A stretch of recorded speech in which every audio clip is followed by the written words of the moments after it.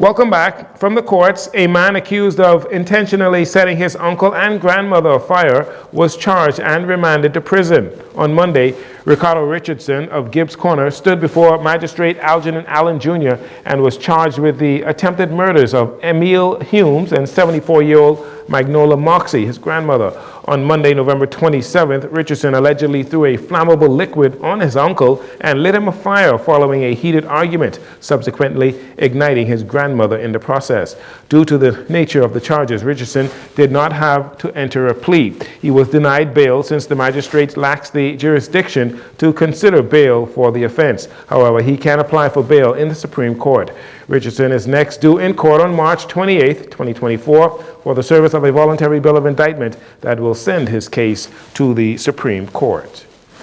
Minister of Youth, Sports and Culture Mario Bole commenting on the controversy surrounding the 2023 and 2024 Junkanoo ticket sales, that's Boxing Day and New Year's, after organizers of this year's parade received backlash from the public regarding seats for Roston Square being sold out or reserved for government officials and sponsors even before ticket sales were open.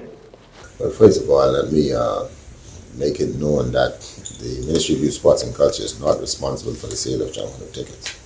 That is solely the responsibility of JCNP, who is in partnership with Alive and who I think is doing a great job in allowing us to be able to purchase tickets from in the comfort of our home.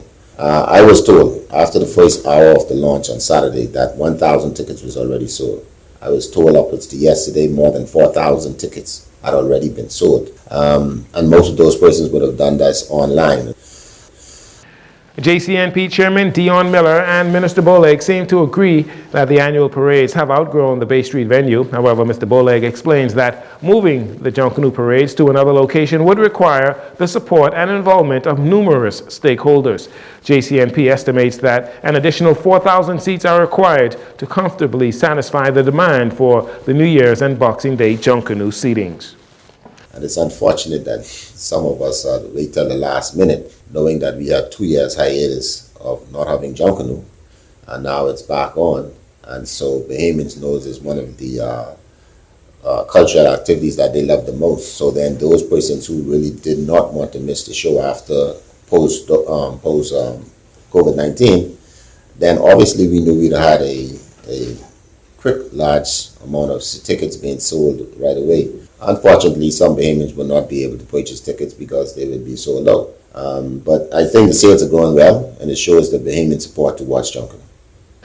Bahamas Telecommunications Company Chief Executive Officer Samir Bhatti says the company is working diligently to tackle Family Island outages. The CEO telling reporters as much when asked about power complaints made by ERCA by residents.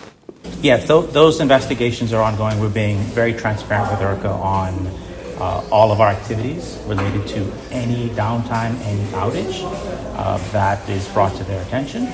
And I'd expect that dialogue to continue. Most of it is around what was the cause, when did we know, and how fast did we respond? Did we do that within expected parameters? So we'll continue to answer their questions and be transparent, and hopefully we'll get this closed in the very near future. The CEO sharing that conversations with the Deputy Prime Minister Chester Cooper about Family Island outages have resulted in BTC's team being sent to Exuma. Mr. Bhatti says with the rise of consumption levels, the solution to rectifying these network issues is spending more time examining network trends and behavior. So the answer is we have to continue to spend time in the network. That's simple and plain. Your consumption is not going to slow down. My consumption is not going to slow down. And we all have higher expectations of the internet, particularly in mobile, than we did 5 years ago. We have to spend and continue to spend time in the network. The BTC CEO says since investigations have begun, he has heard positive feedback from consumers, noting there has been no increase in complaints of outages. He says in the new year, consumers can expect BTC to continue providing a superior broadband experience. That'll do it for your JCN Evening News. Once again, I'm Jcn Saunders. Thank you so much for joining us.